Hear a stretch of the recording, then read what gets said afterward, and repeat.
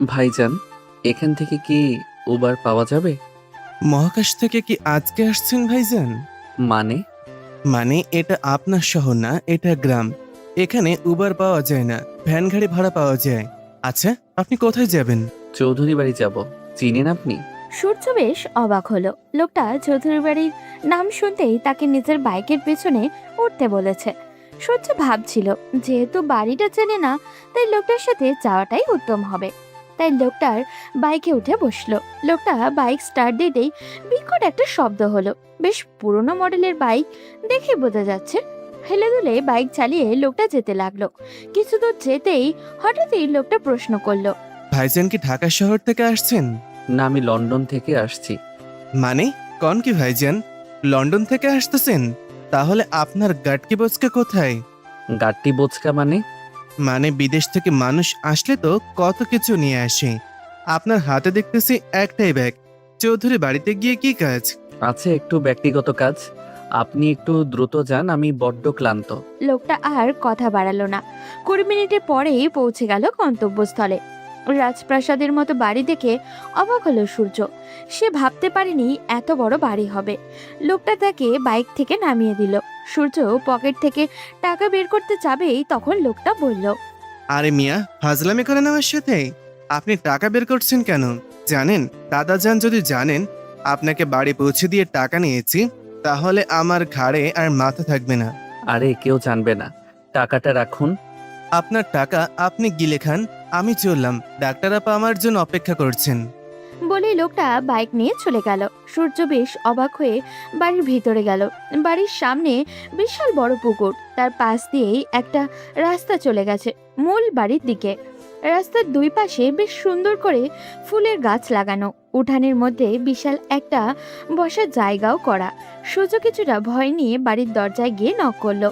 ঠিক তখনই একজন মধ্যবয়স্ক মহিলা দরজা খুলে দিয়ে তার দিকে অবাক হয়ে তাকিয়ে রইলেন। সূর্য তাকে সালাম দিল। তখন ভদ্রমহিলা প্রশ্ন করলেন, বাবা, কে তুমি আর কাকে চাইছো? জি, আমি প্রতাপ চৌধুরীর সাথে দেখা করতে এসেছিলাম। ও, আব্বাজানের সাথে দেখা করবেন? কিন্তু উনি তো এখন বিশ্রাম নিচ্ছেন। ভিতরে এসে বসো, আমি দেখছি। ভদ্রমহিলা সূর্যকে নিয়ে সোফায় বসালেন। সূর্যের চারপাশে তাকালো।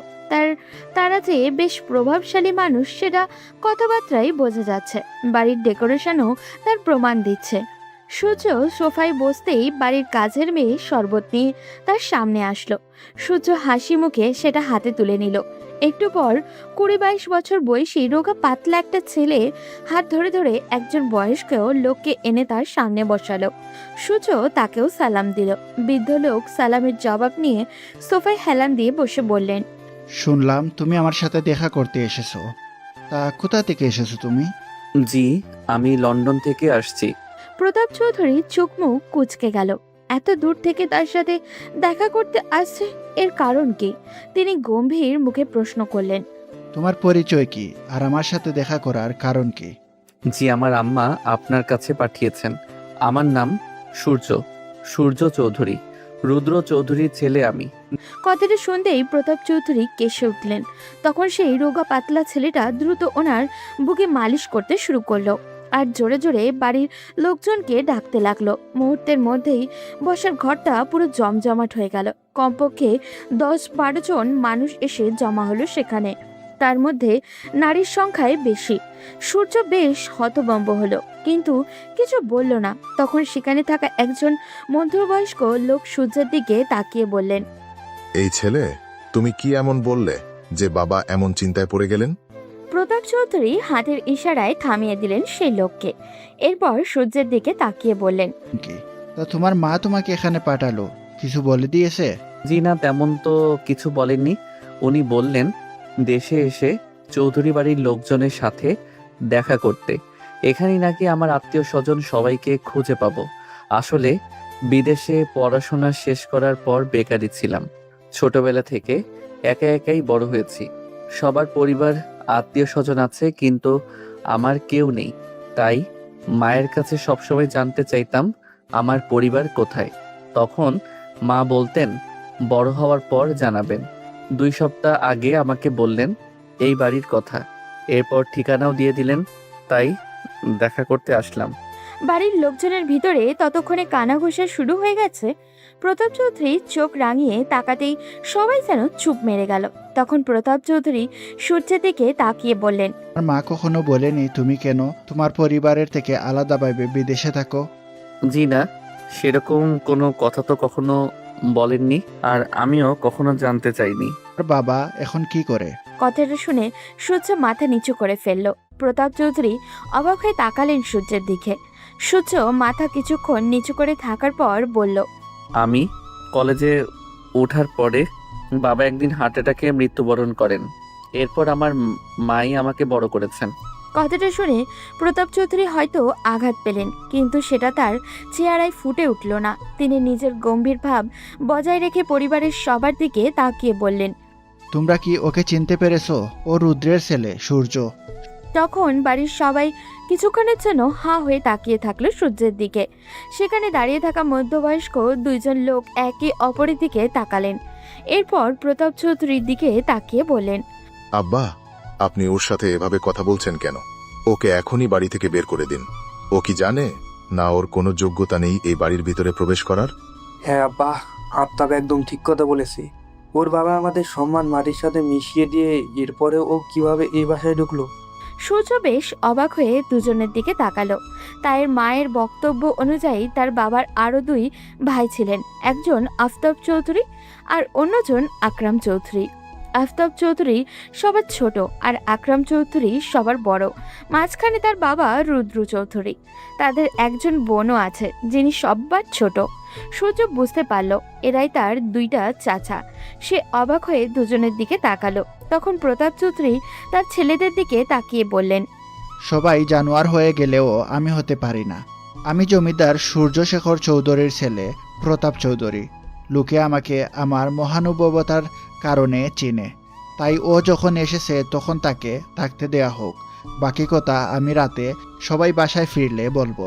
আব্বা, আপনি ভুল করছেন। এই ছেলেকে এখানে রাখা মানে আরেকটা কাল সাপ পোষা। আপনি আপনার ছেলেকে ঠিক এরকম লাই দিয়েছিলেন, আর সে আপনার সম্মান মাটির সাথে মিশিয়ে দিয়ে গেছে। এখন তার ছেলেকে আবার সুযোগ দিয়ে যেটুকু সম্মান অবশিষ্ট আছে সেটাও নষ্ট করতে চাইছেন? চুপ করো আফতাব, তোমার সাহস কি করে হলো? তুমি আমার মুখের উপর কথা বলো। ভুলে যেও না, প্রতাপ চৌধুরী কখনো নিজের কথার বাইরে কারো কথা শুনতে চায় না। রহিম, যা 2 তলার বড় রুমটা ওকে থাকার ব্যবস্থা করে দে। আর বাড়ির সবাইকে বলে দিচ্ছি, আমার কথার বাইরে ওর সাথে খারাপ ব্যবহার কেউ করতে পারবে না। তখন প্রতাপ চৌধুরীর সেবায় থাকা সেই রোগা পাতলা ছেলেটা এসে সূর্যের ব্যাগটা হাতে নিয়ে নিল। সূর্য বাড়ির লোকদের দিকে তাকালো। কেউ তার দিকে এখনো অবাক হয়ে তাকিয়ে আছে, আবার কেউ মুখ কালো করে দাঁড়িয়ে আছে। প্রতাপ চৌধুরী কথায় যে সবাই খুশি হননি এটা তাদের মুখ দেখেই বোঝা যাচ্ছে। সূর্য রহিম নামের ছেলেটার পিছন পিছন যেতে লাগলো, কারণ ভ্রমণ আর ক্লান্তির কারণে তার শরীরে একদম নুয়ে এসেছে। এখন সবার আগে বিশ্রামটা খুবই প্রয়োজন। সূর্য রুমে ঢুকতেই অবাক হয়ে গেল। এ তো তার বিদেশে থাকা বিলাসবহুল রুমের থেকেও বড়। সূর্য একের পর এক অবাক হয়ে যাচ্ছে। তখন রহিম সূর্যের ব্যাগটা গুছিয়ে রাখতে রাখতে বলল, ভাইজান, কিছু লাগলে আমারে ডাক দিয়েন, আমি সঙ্গে সঙ্গে চলে আসবো। এখন দাদাজানের ঔষধ খাবার সময় হয়েছে, দাদাজানকে ঔষধ দি। সূর্য মাথা নাড়িয়ে সম্মতি জানালো। রহিম নামের ছেলেটা বেরিয়ে গেল। সূর্য ওয়াশরুমে গিয়ে ফ্রেশ হয়ে আসলো। না, সব কিছুরই ব্যবস্থা তো ভালোই, কোনো অসুবিধা হয়নি তার। যেই সে বিছানায় গা এলিয়ে দেবে ঠিক তখনই হন্তদন্ত হয়ে একজন মধ্যবয়সী মহিলা রুমের ভিতরে ঢুকলেন। এতক্ষণ ওনাকে দেখেনি সূর্য। উনি এসেই কিছু না বলে সূর্যকে জড়িয়ে ধরে কাঁদতে লাগলেন। এরপর গালে কপালে চুমু খেতে খেতে বললেন, আব্বা, আমার বাপজান, তুমি এতদিন কইছিলা? এতটা দিন পর আমাদের কথা মনে হলো তোমার? ছোটবেলায় আদো আদো গলায় তুমি আমাকে ফুপিমণি বলে ডাকতে, সেই ডাক শোনার জন্য আমি এত বছর ধরে অপেক্ষা করছি। কথাটা শুনে সূর্য তার মায়ের কথা মনে হলো। মুখে অজান্তেই মৃদু হাসি ফুটে উঠল, কারণ তার মা আগেই বলে দিয়েছিলেন এই বাড়িতে আর কেউ তাকে আপন না করে নিক বা নাই নিক, একজন আছে যে তাকে আপন করে নেবে। আর সেটা হচ্ছে প্রতাপ চৌধুরীর একমাত্র মেয়ে গুলশান চৌধুরী। ওনার স্বামী বিয়ের 3 বছরের মাথায় নাকি মারা যান। এরপর প্রতাপ চৌধুরী অনেক চেষ্টা করলেও তিনি আর বিয়ে করতে রাজি হননি। ওনার স্বামীকে ভীষণ ভালোবাসতেন তিনি। তাই কোনো সন্তানও হয়নি তার তাই প্রতাপ চৌধুরী নিজের একমাত্র মেয়েকে নিজের কাছে আগলে রেখেছেন। সূর্য এতক্ষণ তার ফুপির পাগলামি দেখছিল। এতদিন পর তার নিজের মানুষগুলোকে সে আপন করে পেয়েছে। ভীষণ আনন্দ হচ্ছিল তার। সে তার ফুপিকে জড়িয়ে ধরে বলল, এই তো ফুপি, আমি এসে গেছি। আবার তোমাকে জ্বালাবো? আমি আম্মার কাছ থেকে আপনার অনেক গল্প শুনেছি। ওরে আমার বাবাটা রে, তোমার আম্মা কি তোমার সাথে আসেনি? না, আম্মাকে অনেক রিকোয়েস্ট করেছি, কিন্তু উনি আসতে চাননি। আম্মা বলেছেন এই বাড়ি নাকি শুধু আমার, ওনার কোনো অধিকার নেই এই বাড়িতে ঢোকার। কথাটা শুনে গুলশান চৌধুরী হঠাৎই চুপ হয়ে গেলেন, কিন্তু পরেক্ষণেই আবারও মুখে হাসি ফুটিয়ে বললেন, আচ্ছা আব্বা, তুমি অনেক দূর থেকে এসেছো, বিশ্রাম করো। ফুপি তোমার জন্য খাবারের ব্যবস্থা করছি। সূর্য সম্মতি জানাতেই তিনি রুম থেকে বেরিয়ে গেলেন। ওদিকে আফতাব চৌধুরীর রুমে বসে আছেন আকরাম চৌধুরী এবং আফতাব চৌধুরীর স্ত্রী রেমানা চৌধুরী আর আকরাম চৌধুরীর একমাত্র ছেলে সিয়াম চৌধুরী। আফতাব চৌধুরী নিজের বড় ভাইকে উদ্দেশ্য করে বললেন, ভাই, আমার এই বিষয়টা কিন্তু ভালো লাগছে না। যত দ্রুত সম্ভব এই ছেলেকে বাড়ি থেকে তাড়াতে হবে, তা না হলে আমাদের জন্যই ও কাল হয়ে দাঁড়াবে। তুই এটা চিন্তা করছিস, আমি তো আরেক বিষয় নিয়ে চিন্তিত। ছেলেটা এসে বলল ও রুদ্রের সন্তান, আর আব্বাও সেটা বিশ্বাস করে নিল। এই ছেলেটা তো ধোঁকাবাজও হতে পারে। তখন সিয়াম পাশ থেকে বলল, আকরাম চৌধুরী আর আফতাব চৌধুরী বেশ চিন্তায় পড়ে গেলেন। তখন আফতাব চৌধুরীর স্ত্রী রেমানা চৌধুরী বললেন, তোমরা যাই বলো, এই ছেলে আসল হোক বা নকল, ওকে যত দ্রুত সম্ভব বাড়ি থেকে তাড়াতে হবে, না হলে এই বিশাল সম্পত্তির আরো একটা ভাগ করতে হবে। এমনিতেই আব্বাজান সব কিছু গরিব অসহায়দের দিয়ে দিচ্ছে, এর মধ্যে যদি আরেকটা ভাগ করতে হয় তাহলে আমাদের সন্তানেরা কি পাবে? সেটাই তো চিন্তা করছি রুমানা। আচ্ছা দেখি, আমি আমার বাবাকে যত দূর জানি এত সহজে সবটা মেনে নিবে না। যেই ছেলে তার মুখে চুলকানি মাখিয়ে দেশ ছেড়ে পালিয়েছিল, সেই ছেলেকে এত সহজে ক্ষমা উনি করবে না। আজকে রাতে তো বাবা বললো কথা বলবে, দেখি আজ রাতে কি সিদ্ধান্ত হয়। ওদিকে আকরাম চৌধুরীর স্ত্রী আয়েশা চৌধুরী রান্নাঘরে কাজের মেয়েদেরকে এটা ওটা দেখিয়ে দিচ্ছিলেন। তখনই হততন্ত হয়ে গুলশান চৌধুরী রান্না করে ঢুকলেন। তারপর আয়েশা চৌধুরীকে উদ্দেশ্য করে বললেন, ভাবি তাড়াতাড়ি সরো, আজ আমি নিজের হাতে আমার আব্বার জন্য রান্না করব। কতদিন পর ছেলেটাকে দেখলাম, সে আদো আদো গলায় কথা বলতো, যখন তখন দেখেছিলাম, আজ এত বড় হওয়ার পর আবার দেখলাম। আমি ওর জন্য রান্না করব। এই বাড়ির সবচেয়ে নরম স্বভাবের মানুষ কথা যদি বলতে হয় তাহলে আয়েশা চৌধুরী তাদের মধ্যে উপরের সারিতে থাকবেন। তিনি কখনোই বাড়ির ঝামেলার মধ্যে জড়াতে চান না। সবাইকে আপন করে আগলে রেখেছেন তিনি। গুলশান চৌধুরীর এমন তাড়াহুড়ো দেখে তিনি হেসে কাজের মেয়েদেরকে ইশারায় সরে আসতে বললেন। এরপর গুলশান চৌধুরীর পাশে গিয়ে বসলেন। আপা, দেখছো ছেলেটা কিন্তু একেবারে মেজো ভাইয়ের মতো দেখতে হয়েছে। কি সুন্দর চেহারা, মাশাআল্লাহ। গুলশান চৌধুরী নিজের হাতে রান্না করলেন। ওদিকে দুপুরে সবাই বিরাট টেবিলে খেতে বসেছে। সব জায়গায় পুরুষ মানুষ। এই বাড়িতে মহিলারা পুরুষের সাথে বসার অনুমতি নেই, তবে একটা সময় একজনেরই বসার অনুমতি ছিল। তিনি হচ্ছেন প্রতাপ চৌধুরীর সহধর্মণী নিরুপমা চৌধুরী, কিন্তু তিনি মারা গেছেন আজ থেকে 30 বছর আগে। সেই থেকে প্রতাপ চৌধুরীর পাশের চেয়ারটা সবসময় খালিই থাকে। বিশাল সম্পদশালী মানুষ হলেও প্রতাপ চৌধুরীর নিজের স্ত্রীর শূন্যতা কখনোই পূরণ করতে চাননি। তার বেশ কয়েকটা ক্ষমতার মধ্যে একটা ক্ষমতা হচ্ছে তিনি সবসময় তার স্ত্রীকে অনুভব করতে পারেন। এই বৃদ্ধ বয়সেও তিনি মাঝে মাঝে একা একা দাঁড়িয়ে ওনার স্ত্রীর সাথে কথা বলেন। কেউ সেই কথা শুনতে না পেলেও প্রতাপ চৌধুরী নিজের স্ত্রীর কথা ঠিকই শুনতে পান। তিনি বেশ গর্ব নিয়ে বলেন, উনি যাই প্রশ্ন করেন না কেন নিরুপমা চৌধুরী নাকি সেটার উত্তর দেন।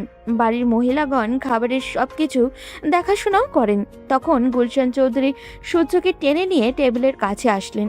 প্রতাপ চৌধুরী ওনার বাড়ির কাজের লোক থেকে শুরু করে সব পুরুষ মানুষকে নিয়ে একসাথে খেতে বসেন। এটা ওনার বেশ পুরনো অভ্যাস। সূর্যকে দেখে উনি নিজের মেয়েকে ইশারা করলেন সূর্যকে তার পাশের চেয়ারে বসানোর জন্য। সঙ্গে সঙ্গে টেবিলে থাকা সবার হাত থেমে গেল, কারণ গত 30 বছরে প্রতাপ চৌধুরী কখনোই কাউকে নিজের পাশের চেয়ারে বসাননি, এমনকি নিজের ছেলে মেয়েকেও না। তাহলে হঠাৎই সূর্যকে কেন বসাতে বলছেন? গুলশান চৌধুরী বাবার ইশারায় খুশিতে আত্মহারা হয়ে সূর্যকে ওই চেয়ারে বসালেন। নিজের হাতে প্লেটে খাবার তুলে দিলেন। সূর্য একবার খাবার মুখে নিচ্ছে তো আরেকবার তার দিকে তাকাচ্ছে। প্রতাপ চৌধুরী খাবার শেষে বিশ্রাম করতে চলে গেলেন। তখন সূর্য আবার নিজের রুমে ফিরে আসলো। ওদিকে গ্রামের ছোটখাটো একটা হাসপাতাল, বিশাল লম্বা লাইনের রোগী দেখতে দেখতে ক্লান্ত হয়ে এক তরুণী ডাক্তার নিজের কেবিন থেকে বের হলো। কিন্তু বাইরে আসতেই তো চক্ষু চড়ক গাছ, কারণ সে যে লোকটাকে নিজের টুকটাক কাজের জন্য রেখেছিল সেই লোকটা একজন বৃদ্ধ মহিলার হাতে থাকা প্রেসক্রিপশনটা দেখে এটা ওটা বলছে। মেয়েটা একটু এগিয়ে যেতেই শুনলো, শোনো বুড়ি, তোমার যে সমস্যা সেটা খুবই গুরুতর। তোমার ওপরের টিকিট চলে এসেছে। তোমাকে এখন বললে তুমি হার্ট অ্যাটাক করে মারা যাবে। তোমার নাতনির নাম্বার দাও, আমি ওকেই বলবো। ডাক্তার সাহেব, আমার চিকিৎসাটা করবেন না? পিছন থেকে আলিশার কণ্ঠ শুনে সোহেল হতভম্ব হয়ে যায়। এরপর নিজেকে স্বাভাবিক করে হাসি মুখে বলে, আরে আপা, আমি তো মজা করছিলাম, আপনি এটাকে সিরিয়াসলি দিয়ে দিলেন। এরকম মজার কাহিনী আমি অনেকবার শুনেছি সোহেল ভাই। তুমি আর ভালো হলে না।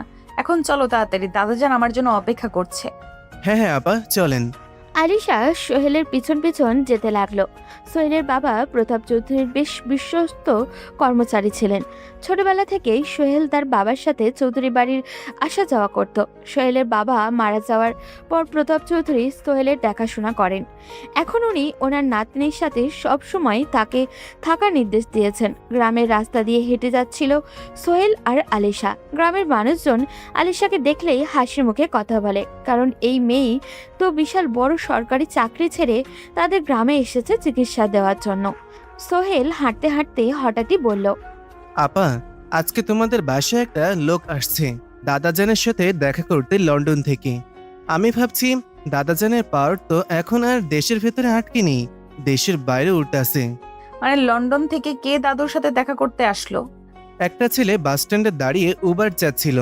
পরে আমি তাকে তোমাদের বাসায় পৌঁছে দিলাম।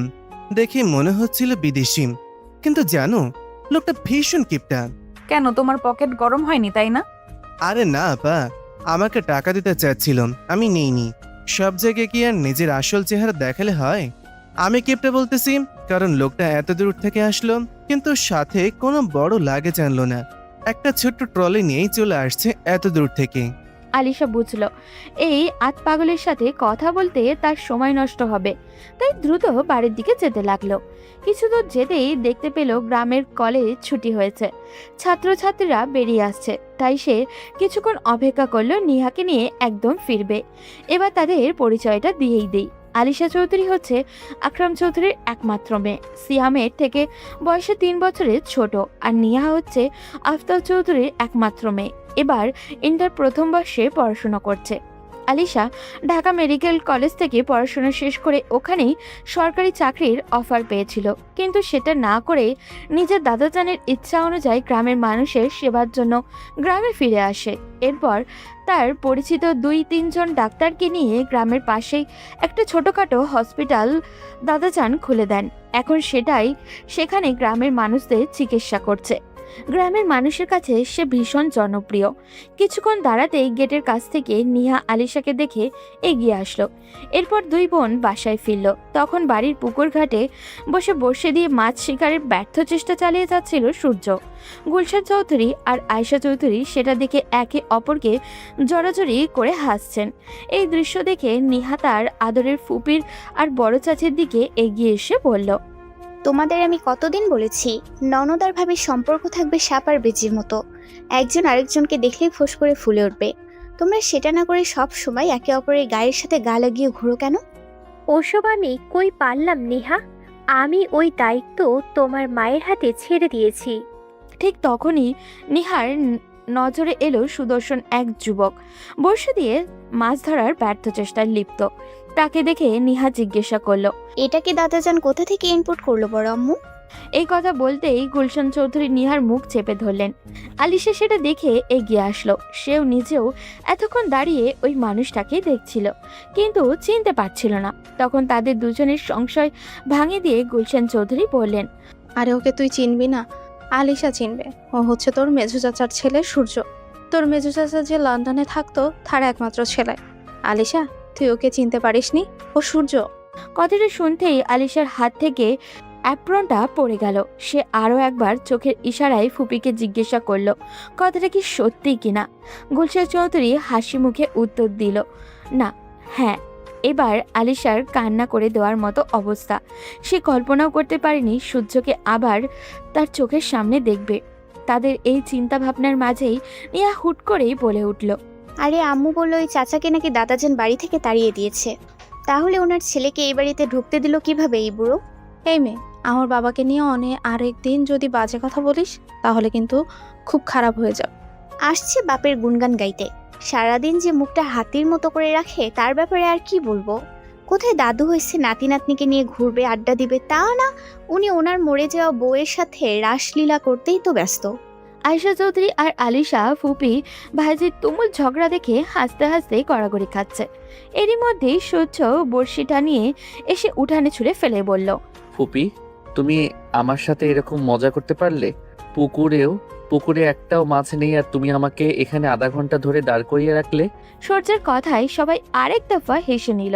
তখন গুলশান চৌধুরী এগিয়ে এসে সূর্যের মাথায় হাত বুলাতে বুলাতে বললেন, মাছ আছে, কিন্তু তুই ধরতে পারিস না সেটা বল। কাল আব্বাকে বলবো লোক লাগিয়ে মাছ ধরাতে। এখন ওদের সাথে পরিচয় হয়ে নে। এই হচ্ছে তোর বড় চাচার মেয়ে আলিশা। ছোটবেলায় তুই যে কদিন এখানে ছিলি ও তোকে কোলে নিয়ে ঘুরতো, ও তোর বড় বোন। আর এই হচ্ছে নিহা, তোর ছোট চাচার মেয়ে। ওর সাথে বেশি মিশবি না, খুব শয়তান মেয়ে। এই মহিলা, ফাজলামি মারো আমার সাথে? সুন্দর একটা পোলার সামনে আমাকে অপমান করতে চাইছো? এর ফলাফল কিন্তু খুব খারাপ হবে। রাতে ঘুমের মধ্যে গিয়ে ঘাড় মটকে দিব। এই আপা, তুমিও না ওর সাথে এখন ঝগড়া করছো? চলো ঘরের ভিতরে যাই। এরপর তারা সবাই একসাথে ভিতরে ঢুকলো। এই দৃশ্য চোখে পড়তেই এই বাড়ির ছোট বউ অর্থাৎ আফতাব চৌধুরীর স্ত্রী রুমানা চৌধুরী নিজের স্বামীকে উদ্দেশ্য করে বললেন, আদিক্ষেতা দেখো ওনাদের। আমার তো মনে হয় এরাই কোনোভাবে যোগাযোগ করে এই ছেলেকে এখানে এনেছে যাতে সম্পত্তির ভাগ নিতে পারে। এই ছেলে তো থাকবে বিদেশে আর দেশে বসে এরাই সবকিছু ভোগ করবে। তুমি চিন্তা করো না রুমানা, এই ছেলে বেশি দিন এখানে টিকতে পারবে না। খুব তাড়াতাড়ি ওকে তাড়ানোর ব্যবস্থা করছি। ওদিকে সন্ধ্যায় সবাই সোফায় বসে আছেন। চারিদিকে তখন থমথমে পরিবেশ। বাড়ির ছোট থেকে বড় সবার মুখেই তুমুল আগ্রহ বিরাজমান, কারণ একটু পরেই প্রতাপ চৌধুরী আসবেন গুরুত্বপূর্ণ কথা বলতে, আর সেটা সূর্যের ব্যাপারে। এই সম্পর্কে সবারই ধারণা আছে।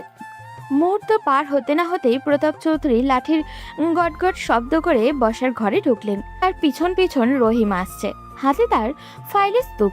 এগুলো যে এই চৌধুরী পরিবারের সম্পত্তির কাগজপত্র, এই ব্যাপারে সবারই জানা। এটা দেখে প্রতাপ চৌধুরীর দুই ছেলে মাথায় আগুন ধরে গেল। তবে কি তাদের বাবা সূর্যকে সব সম্পত্তি দিয়ে দিবেন? প্রতাপ চৌধুরী নিজের গাম্ভীর্য ভাব বজায় রেখে সোফায় বসলেন। এরপর সূর্যকে বললেন, হে সূর্য, এবার বলো তোমরা কি চাও? সূর্য বেশ অবাক হলো। এরপর দাদাজানকে উদ্দেশ্য করে বলল, কি চাই মানে? মানে তুমি তো আর বিনা উদ্দেশ্যে ওই দূর দেশ থেকে এখানে আসোনি, তাই তোমার চাহিদা কি সেটা বলো। আমার কোনো চাহিদা নেই, কোনো কিছু পাওয়ারও আশা নেই। দেখো সূর্য, তুমি আমাকে চিনো না, তাই আমার সামনে মিথ্যা বলার সাহস করছো। বিশ্বাস করেন দাদাজান, আমি সত্যি বলছি। আপনাকে কেন মিথ্যা বলবো? তার মানে কি তুমি তোমার বাবার প্রাপ্য সম্পত্তি নিতে এখানে আসোনি? না দাদাজান। তুমি লন্ডনে কি করো? সূর্য এবার চমকে গেল। কি উত্তর দিবে সে? কিন্তু এখন তাকে স্বাভাবিক থাকতে হবে, তাই সে নিচু স্বরে বলল, জি, পড়াশোনা সবে শেষ করেছি। এখন ছোটখাটো একটা রেস্টুরেন্টে ওয়েটারের জব করি। চেষ্টা করছি ভালো একটা চাকরির। সূর্যের কথা শুনতেই বাড়ির লোকদের মুখে বিদ্রুপের হাসি ফুটে উঠল। তাদের কাছে এই চাকরি খুবই নগণ্য। চৌধুরী বাড়ির ছেলে কিনা রেস্টুরেন্টে ওয়েটারের জব করবে, আর করলেই বাকি। তারা তো এই ছেলেকে বাড়ির লোক বলে মনেই করে না। সূর্যের দাদা কিছুক্ষণ চুপ করে থাকলেন, এরপর বললেন, তা এখানে থাকবে নাকি আবার নিজের মায়ের কাছে ফিরে যাবে? কয়েকদিন থেকেই চলে যাব। আমার আম্মার তো আমি ছাড়া কেউ নেই। আচ্ছা, তাহলে রুমে যাও, এখন আমি বাকিদের সাথে কথা বলবো। আর তোমার যতদিন ইচ্ছা থাকো, যা ইচ্ছে করো, এসব তোমারই। সূর্য হাসি মুখে নিজের রুমে চলে গেল। তখন প্রতাপ চৌধুরী নিজের ছেলেদের উদ্দেশ্য করে বললেন, এতদিন তোমাদের বলার পরেও আমি সম্পত্তি ভাগ করে দেইনি, কারণ আমার সম্পত্তির উত্তরাধিকারী 4 জন। তাদের মধ্যে একজন অনুপস্থিত ছিল। এখন যখন তার ছেলে চলে এসেছে, সে না চাইলেও জন্ম যখন দিয়েছি তখন তার বাঘটা আমি তার ছেলের হাতে তুলে দিতে চাই। সেটা নিয়ে সূর্য হয়তো বিদেশে ভালো কিছু একটা করতে পারবে। বাবা, আপনি এসব কি বলছেন? আপনি তো ওর বাবাকে বাড়ি থেকে বের করে দিয়েছিলেন, তাহলে আজ কেন রুদ্রের সন্তান এই বাড়ির সম্পত্তি পাবে? হ্যাঁ বাবা, আমরা কেউ চাই না ওই লোকটার কোনো অস্তিত্ব এ বাড়িতে থাকুক। আমরা ওকে ঘৃণা করি। আপনার কথার অবাধ্য হয়ে যে লোকটা একটা রাস্তার মেয়ের জন্য সবার মুখে চুনকালি মাখিয়েছিল, সেই লোকের অস্তিত্ব আপনি আবার ফিরিয়ে আনতে চাইছেন? প্রতাপ চৌধুরী খুব বুদ্ধিমান মানুষ।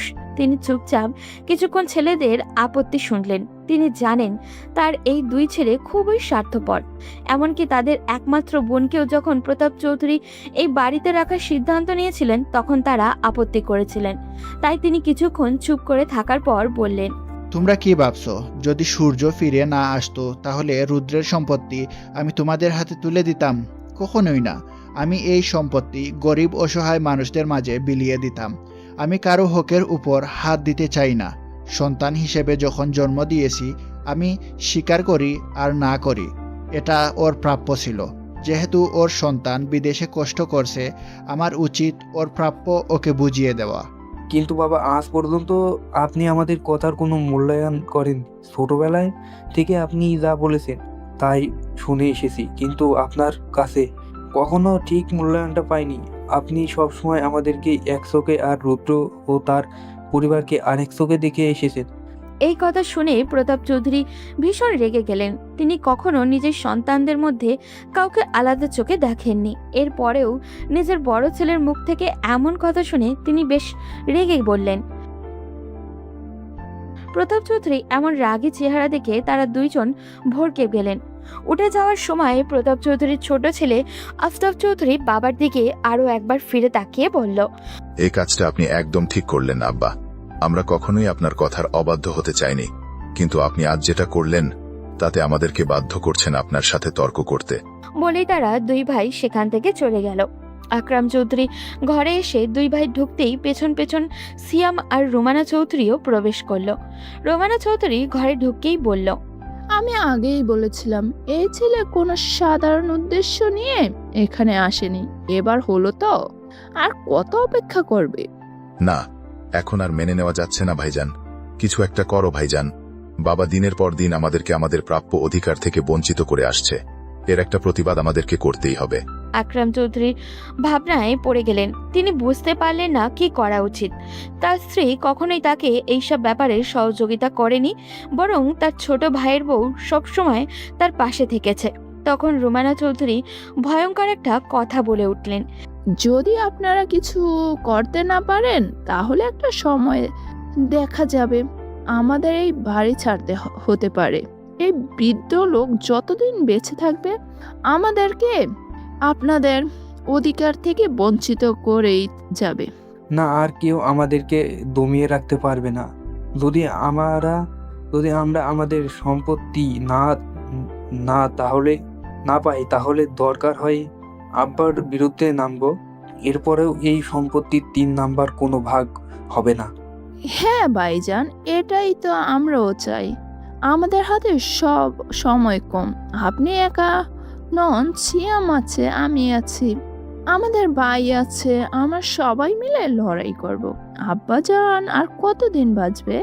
আর এই ছেলে বিদেশে পড়াশোনা করেছে। যদি আইনি ঝামেলায় যায় তাহলে কিন্তু আরো বড় সমস্যা তৈরি হবে। ওকে ওইসব ঝামেলায় দেওয়ার সুযোগই দেওয়া যাবে না। এর আগেই ওকে শেষ করে ফেলতে হবে। আর চুপ করে থাকলে হবে না। সিয়াম, তুই তো সারাদিন এলাকার বাজে লোকেদের সাথে ঘোরাফেরা করিস। তুই আমার সন্তান। আমি জানি তুই কোথায় যাস আর না যাস, সব খবরই আমার কাছে আছে। তাই এইসব ব্যাপারে না বললে এখন বল, কেউ আছে যে এই ছেলেকে শেষ করে ফেলতে পারবে? এই কথা শুনতেই সিয়াম বেশ চমকে গেল। বাবার মুখ থেকে এই প্রথম কাউকে মেরে ফেলার কথা শুনেছে। সে জানে তার বাবার কিছুটা নেশাপানি করার অভ্যেস আছে, কিন্তু এই রকম কাউকে মেরে ফেলার কথা বলবে ভাবতেও পারেনি সিয়াম। কিন্তু এখন এটা তাদেরকে অধিকারের প্রশ্ন, তাই সে বলল, আমার মাথায়ও ওর নামই ঘুরপাক খাচ্ছিল। ভাইজান, তুমি ওকে দিয়েই কাজটা করাও, এতে করে আমাদেরকে আর কোনো ঝামেলা পোহাতে হবে না।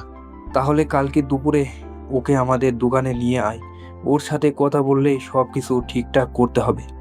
ওদিকে বিছানায় শুয়েই ফোন হাতে নিতেই মায়ের কয়েকটা মিস কল দেখে হাসি মুখে কল ব্যাক করলো সূর্য। ফোন দিতে না দিতেই তার মা সেটা রিসিভ করলো। মায়ের কণ্ঠ শুনে হাসি মুখে বলল, আসসালামু আলাইকুম আম্মা, আপনার শরীর ভালো আছে? হ্যাঁ আব্বা, আমি একদম সুস্থ আছি। তা তোমার ওই দিকের খবর কি? সবকিছু ঠিকঠাক?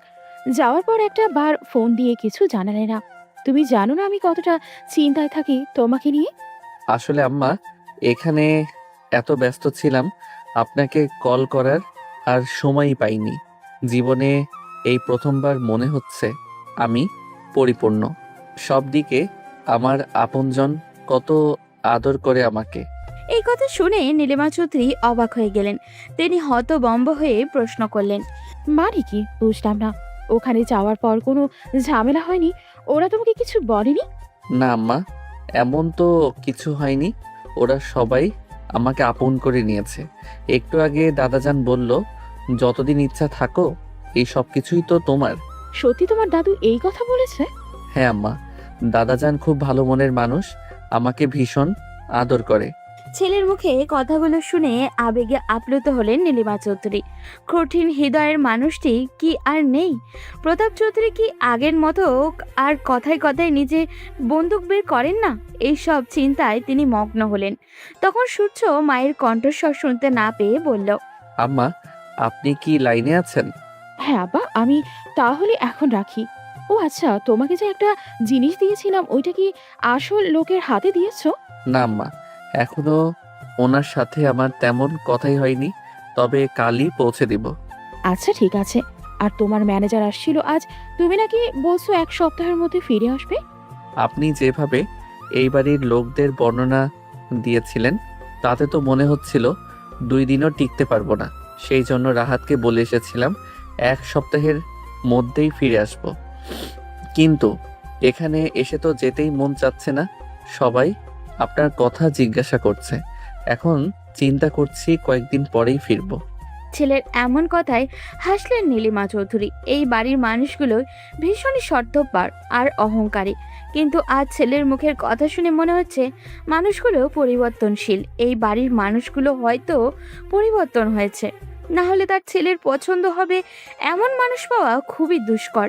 নিজের হাসি বজায় রেখে নীলিমা বললেন, আমার ছেলেকে কি এমন জাদু করলো ওনারা যে এখন আসতে যাচ্ছে না?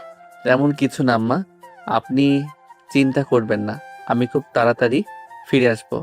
আচ্ছা আব্বা, তোমার যেদিন ইচ্ছা সেদিন ফিরে এসো, কোনো সমস্যা নেই।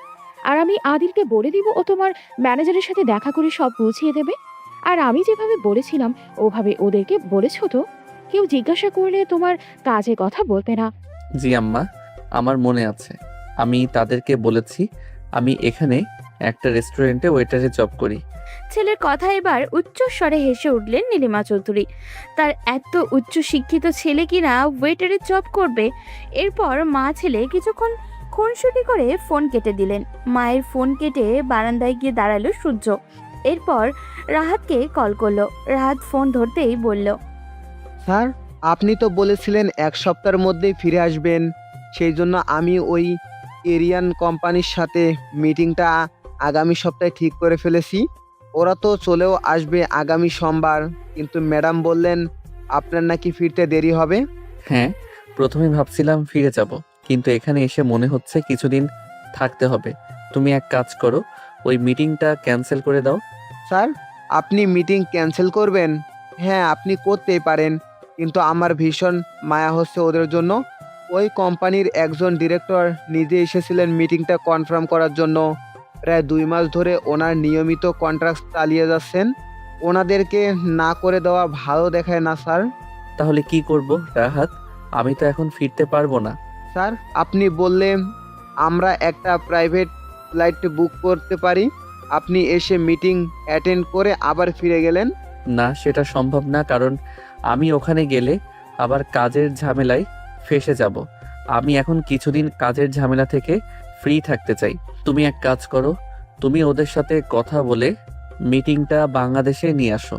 আমি তোমাদেরকে ঠিকানা দিচ্ছি, এখানকার আশেপাশে কোথাও চলে আসো, মিটিংও হয়ে যাবে আর গ্রামের ঘোরাঘুরিও হয়ে যাবে। তোমরা তো অনেক দিন থেকে বলছিলে একটা ট্রিপ অ্যারেঞ্জ করতে। এই কথা শুনে রাহাত অনেক খুশি হলো। সে হাসি মুখে বলে, ওকে স্যার, তাহলে আমি এখনই ওনাদের জানিয়ে দিচ্ছি। আর আগামী শনিবার আমরা পুরো টিম নিয়ে আসছি। আচ্ছা এসো, কিন্তু প্রথমে ঢাকায় নেমে ওখানে কোনো হোটেলে উঠেছেও, কারণ গ্রামের দিকে ভালো হোটেল পাবে না। কাকে গ্রামে আসার কথা বলছেন মিস্টার? গার্লফ্রেন্ড নাকি? পেছন থেকে হঠাৎই মেয়েরই কণ্ঠ শুনে ফোনটা দ্রুত পকেটে ঢুকিয়ে নিল সূর্য। এরপর পেছনে ফিরে আলিশাকে দেখেই চমকে গেল। এই সময় সে আলিশাকে এখানে এক্সপেক্টই করেনি। না, তেমন কেউ না, আমার একটা ফ্রেন্ড, ওর সাথে কথা হচ্ছিল, তাই ওকে বলছিলাম এখানে এসে দেখে যেতে। বুঝলাম, কিন্তু হঠাৎ তোমার দেশে আসতে মন চাইলো কেন? আম্মা বলল এখানে আমার পরিবার থাকে, তাই দেখা করতে আসলাম। তোমার আম্মা শুধু পরিবার থাকে এই কথা বলেছে, আর কারোর থাকার কথা বলেনি? আই মিন তোমার খুব আপন কেউ? সূর্য অবাক হলো, কার কথা বলছে আলিশা। সূর্য কথাটা ঘুরিয়ে ফেলার জন্য বলল, আপনি কি এখানেই দাঁড়িয়ে কথা বলবেন? চলুন আমরা ভিতরে গিয়ে বসি। হ্যাঁ, বুঝতেই তো হবে, তোমার সাথে আমার অনেক কথা বাকি। সূর্য ভিতরে গিয়ে সোফায় বসতে বসতে বলল, আমার সাথে আপনার কথা বাকি আছে নাকি? আমি তো আপনাকে এই প্রথম দেখলাম। সূর্যের কথা যে পছন্দ হয়নি আলিশার, সেটা তার মুখ দেখেই বোঝা যাচ্ছে। আলিশা সোফায় গিয়ে সূর্যের পাশে বসলো, এরপর বলল, তুমি কি জানো এই বাড়িতে তোমার এটা তৃতীয়বার আসা? কি বলছেন আপনি? আমি কি এই বাড়িতে আগে আরো 2বার এসেছিলাম? হ্যাঁ, এই বাড়িতে এর আগেও 2বার এসেছিলে। একবার চৌকার থেকে ফিরে গেছো, আর একবার এই বাড়ির লোকজন তোমাকে জোর করে 2 মাস আটকে রেখেছিল। সূর্য অবাক হলো আলিশার কথা শুনে। আলিশা কোন ব্যাপারে কথা বলছে সে ব্যাপারটা বিন্দুমাত্র ধারণা নেই তার। তার মা তো এই ব্যাপারে কিছুই বলেনি, কিন্তু আসার সময় তার মা তাকে একটা কথা বলে দিয়েছিল যে এই বাড়িতে আসলে সে অনেক নতুন বিষয় জানতে পারবে, যেটা তার অজানা ছিল। হয়তো সেই কথার বাস্তবায়ন এখন হচ্ছে। সূর্য বেশ আগ্রহ নিয়ে আলিশাকে বলল, আমি আপনার কথা বুঝতে পারছি না। আচ্ছা ওয়েট, আম্মা আপনার জন্য একটা জিনিস পাঠিয়েছে। আমি নিজেই আপনার ঘরে যেতাম সেটা দেওয়ার জন্য। অনেক রাত হয়ে গেছে, তাই ভাবছিলাম সকালে যাব। আলিশা বেশ অবাক হলো, তার মেজো চাচি আবার কি পাঠালো তার জন্য। সে অবাক হয়ে তাকিয়ে রইল সূর্যর দিকে। সূর্য নিজের ব্যাগটা খুলে একটা ছোট ব্যাগ এগিয়ে দিল আলিশার দিকে। আলিশা ব্যাগটা খুলতে গিয়ে দেখলো বেশ শক্তভাবে এটা আটকানো, যাতে কেউ খুলতে না পারে। ব্যাগটা খুলতেই আলিশা বলতে চোখ দিয়ে জল গড়িয়ে পড়ল, কারণ এটা তার মেজো চাচির বিয়ের গহনা, সাথে এটা ছোট্ট চিরকুট। আলিশা চিরকুট খুলতেই সেখানে লেখা দেখলো, মামুনি, তোমার তো অপেক্ষা করার কথা ছিল আমার ছেলের জন্য। আমার জানি না অপেক্ষা করেছো কিনা।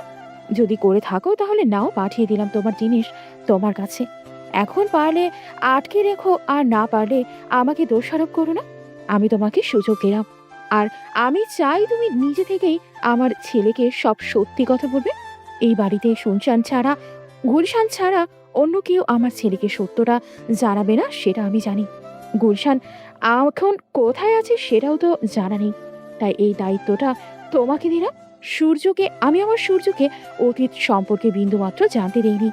যদি তোমার মনে হয় আমার ছেলেকে সত্যটা জানানোর দরকার, তাহলে তুমি নিজে থেকেই সত্যটা ওকে জানিয়ে দিও। এতে তোমাদের সবার ঘৃণার পাত্রী তোমার মেজো চাচি। চিরকুট পরে আলিশা মুচকি হাসলো। সূর্য হয়তো বম্বের মতো সব দেখছিল। মেয়েটা একবার কান্না করতে তো একবার হাসছে, কিন্তু এর কারণটা কি সেটা বোধগম্য হলো না তার। এই প্রশ্ন করলো, কি এমন জিনিস আছে এটার ভিতরে যে আপনি এটা দেখে একবার কাঁদেন তো আরেকবার হাসেন? পাগল টাগল হলেন নাকি? হ্যাঁ, পাগল তো হয়েছি, কিন্তু কেন হয়েছে সেটা জানার আগে নিজের অতীত সম্পর্কে তোমার জানা দরকার। তোমার কি জানতে ইচ্ছে করে না কেন তুমি এই সুন্দর পরিবার ছেড়ে এত দূরে থাকো? সূর্য বেশ খুশি হলো। সে এটাই জানতে চাইছিল, কিন্তু কাউকে জিজ্ঞাসা করতে পারছিল না, কারণ এই বাড়িতে সে ফিরে আসার অনেকে যে অখুশি হয়েছে সেটা বোঝার মতো ক্ষমতা তার আছে। বিশেষ করে তার 2 চাচা যে ভীষণ বিরক্ত, সেই ব্যাপারে তার স্পষ্ট ধারণা হয়ে গেছে, কিন্তু সেটার কারণ জানতো না। আজ যখন সুযোগ পেয়েছে সব জানার, তাহলে সেটা কোনোভাবেই হাতছাড়া করবে না সে। আপনি আমাকে সত্যি বলবেন? হ্যাঁ, এবার শোনো, আমি তোমার থেকে বয়সে 5 বছরের বড়। সবকিছু যে নিজের চোখে দেখেছি তা কিন্তু নয়, তবে এমন মানুষের কাছ থেকে শুনেছি যারা কখনোই মিথ্যা বলে না। আজ থেকে 27 বছর আগের ঘটনা। তখন মেঝো চাচা অর্থাৎ তোমার বাবা রুদ্র চৌধুরী ঢাকা থেকে ডাক্তারি পড়ে সবেমাত্র গ্রামে ফিরেছেন। দাদাজান এই বাড়ির প্রথম কোনো সন্তান, যাকে এই এলাকার বাইরে পড়তে পাঠিয়েছিলেন দাদা। অনেকের আপত্তি থাকলেও দাদাজানের মুখের ওপর কথা বলার সাহস কারো ছিল না। আমার আব্বা তখন পড়াশোনা ছেড়ে দাদাজানের সাথে ব্যবসায় সহযোগিতা করছিলেন। আর ছোট চাচা তো পড়াশোনাও করতেন না, আবার কাজও করতে চাইতেন না। তোমার আব্বা পড়াশোনা নিয়ে ভীষণ মনোযোগী ছিলেন, তাই দাদাজান তোমার আব্বাকে অনেক স্নেহ করতেন। ওনার ইচ্ছে ছিল মেঝো চাচা গ্রামের মানুষদের বিনা পয়সায় চিকিৎসা করবেন। গ্রামে তখন প্রায় মানুষের চিকিৎসার অভাবে মারা যাচ্ছিল। দাদাজানের ইচ্ছা অনুযায়ী মেঝো চাচাও সেই কাজে শুরু করলেন। গ্রামের মানুষ তাকে ভীষণ সম্মান করত। তখনও আমি সবে হাঁটতে শিখেছি। এই গল্পগুলো মায়ের কাছ থেকেই শোনা। একদিন গ্রামের একটা বাড়ি থেকে চাচার কাছে লোক আসে। চাচা ওই বাড়িতে গিয়ে দেখেন বাড়ির কর্তা ভীষণ অসুস্থ, কিন্তু সেই বাড়ির কর্তার একমাত্র মেয়েকে তার ভীষণ পছন্দ হয়ে যায়। তারা গোপনে নাকি মাঝে মাঝে দেখাও করতেন। এই খবর গ্রামে কানাঘুষা হতো, কিন্তু কেউ অভিযোগ করার সাহস পেত না। এর মধ্যেই হঠাৎ একদিন ওই অসুস্থ ব্যক্তির মৃত্যু হয়ে যায়। ওনার মেয়ে নিজের মাকে নিয়ে ভীষণ অসহায় হয়ে পড়ে। এদিকে মেঝো চাচাকে বাসা থেকে বিয়ের জন্য চাপ দিতে শুরু করে দাদাজান। তো একদিন সাহস করে মেঝো চাচা সবার সামনে ওই মেয়ের নাম প্রস্তাব করেন। কিন্তু মেয়ের বাবা মারা গেছে, আর বেঁচে থাকলেই বা কি হতো। ওই লোক ছিলেন সামান্য একজন কৃষক মানুষ, আর চাচা হলেন জমিদার পুত্র। দাদাজান কোনোভাবেই এই সম্পর্ক মেনে নিতে চাইছিলেন না, তাই ওই পরিবারকে চাপ দিতে শুরু করেন মেয়েকে অন্যত্র বিয়ে দেওয়ার জন্য। এই সময় শুরু হয় দাদাজান আর মেঝো চাচার মধ্যে ভীষণ ঝামেলা। এক পর্যায়ে কাউকে কিছু না জানিয়ে মেঝো চাচা ওই মেয়েকে বিয়ে করেন।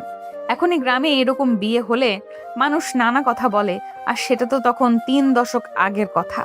তখন দাদাজান গ্রামের লোকদের হাসির পাত্রে পরিণত হন। সেই সব সহ্য করতে না পেরে দাদাজান আগুন দেন ওই মেয়ের বাড়িতে, আর মেঝো চাচা আর তার বউকে বাড়ি থেকে তাড়িয়ে দেন। মেঝো চাচা ওই যে হারিয়ে গেলেন নিজের বউ আর শাশুড়িকে নিয়ে, তাকে আর খুঁজে পাওয়া গেল না। এরপর কেটে গেল প্রায় 3টে বছর। হঠাৎ একদিন মেঝো চাচা আবার হাজির হলেন দাদাজানের কাছে। অনেক কাকুতি মিনতি করলেন, কিন্তু জমিদার পুত্রের মন গলল না। তখন মেঝো চাচার কোলে ছিল ওনার একমাত্র সন্তান রাহুল, কিন্তু দাদাজান আবার তাদেরকে তাড়িয়ে দিলেন। তখন চাচাজান নিজের অধিকার ফিরে পাওয়ার জন্য মামলা করে বসলেন নিজের জন্মদাতা পিতার বিরুদ্ধে। সবাই নিষেধ করলেও তিনি আবার গ্রামে একটা ছোট্ট বাড়িতে থাকতে শুরু করলেন। এই কথাগুলো বলেই থামলো আলিশা। সূর্যের আগ্রহের পরিমাণ যেন হাজারো গুণ বেড়ে গেল। নিজের বাবার ব্যাপারে এসব জেনে কিছুটা মর্মাহত হলো, কিন্তু তাকে সত্যিটা জানতেই হবে। তাই আবারও আলিশাকে প্রশ্ন করলো। এরপরে কি হলো? দাদাজান কি আবার ওই বাড়িতে আগুন দিলেন? আর আব্বুর যদি আরেকটা ছেলে হয়ে থাকে, তাহলে আমার সেই ভাই কোথায়? সূর্যের এমন প্রশ্নে আলিশা সশব্দে হাসলো। সূর্য অবাক হলো, কিন্তু বিপরীতে কোনো কথা বলল না। আলিশা নিজের হাসি থামিয়ে বলল, আগে তো আমার পুরো কথা শোনো। দাদাজান আর তোমার আব্বার মধ্যে ঝামেলা চললো মাত্র 2 বছর। এই সময় গ্রামের মানুষের মধ্যে এই পরিবার নিয়ে আঙুল তোলার সাহস উঠে গেল। 2 বছর তোমার আব্বা গ্রামেই ছিলেন। দাদাজান বুঝলেন এভাবে নিজের ছেলেকে থামাতে পারবেন না তিনি। সেই জন্য ভয়ঙ্কর এক পরিকল্পনা করলেন। তখন আমি 6 কি 7 বছরের বয়সের হব। একদিন হঠাৎ দাদাজান মেঝো চাচার ছেলে রাহুলকে কোলে করে বাসায় নিয়ে আসলেন। বাড়ির সবাই তো বেশ চমকে গেল। তখন দাদু জানালেন তিনি নিজের রক্তকে এই বাড়িতেই রাখবেন এবং মেঝো চাচাকে নিজের সন্তানকে মেরে ফেলার ভয় দেখিয়ে এই মামলা তুলে নিতে বাধ্য করবেন। এরপর বেশ কয়েকদিন মেঝো চাচাকে একের পর এক হুমকি দেওয়া হলো। ওনার স্ত্রী তো পুরো পাগল হয়ে গেলেন নিজের সন্তান হারিয়ে। উনি ভাবলেন দাদাজান হয়তো রাগে ওনার ছেলেকে মেরে ফেলবে, কিন্তু দাদাজান বাসায় আসলে অদ্ভুত এক কাণ্ড করতেন।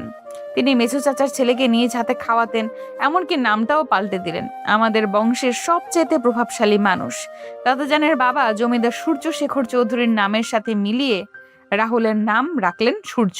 মানে আপনি সত্যি বলছেন? হ্যাঁ, আমি এতক্ষণ যার কথা বলছিলাম সে আর কেউ না, তোমার মা। আর রাহুল নামে যে ছেলেটার কথা বলছিলাম সেটা হচ্ছে তুমি। তোমাকে দাদাজান ফুপির কাছে রাখছিল। তুমি সারা দিন মায়ের জন্য কান্না করতে, তাই ফুপি তোমাকে কোলে নিয়ে হাঁটতো। ওই সময় আমি সারাক্ষণ তোমার খেয়াল রাখতাম। বাড়ির প্রত্যেকটা লোক সারাক্ষণ চিন্তায় থাকতো তোমার না নজর লেগে যায়।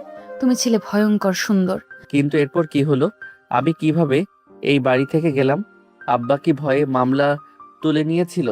হ্যাঁ, মামলা তুলে নিয়েছিল, কিন্তু এরপরও দাদাজান তোমাকে দিতে চাইছিল না, কারণ 3 সপ্তাহ এখানে থাকার পর তুমিও ফুপির সাথে মানিয়ে নিয়েছিলে।